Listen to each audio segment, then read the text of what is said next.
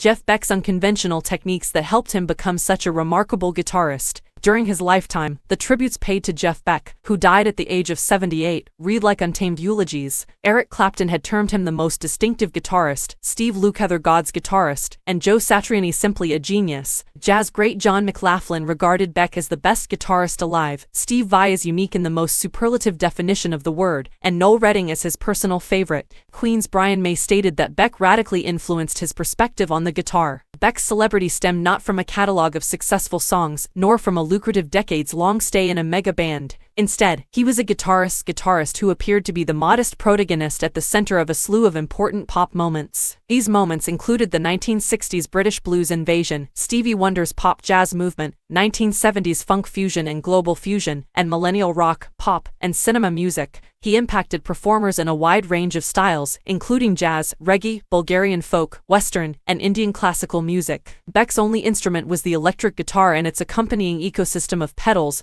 and amp. Despite changes and additions, this toolset has remained substantially same for guitarists over the last 60 years. Beck's standard tuned Stratocaster, with fuzz, distortion, and echo pedals via Fender and Marshall amps, is about as old and established as it gets, with just a little tweaking to maintain tuning amid his violent string bending. So, how did Beck use this ordinary instrument to express himself with such artistic breadth, individuality, and depth? It's crucial to explore not just what distinguishes, but also what all of these styles have in common. Music, in its most basic form, can be defined as the manipulation of the essential characteristics of rhythm, pitch, and timbre. All of them are open to varying degrees of precision, rigidity, and creative freedom. Rhythms might be precise but straightforward, or exceedingly intricate and off-kilter. Pitch can be treated as precise increments or as a smooth continuum, and timbre can be left alone or heavily manipulated by the musician. Various talents, such as phrasing, rhythm guitar, articulation, gesture, and so on, can be understood as intersections between these dimensions. Different styles investigate these dimensions in different ways. Blues is a simple harmonic and scalar background,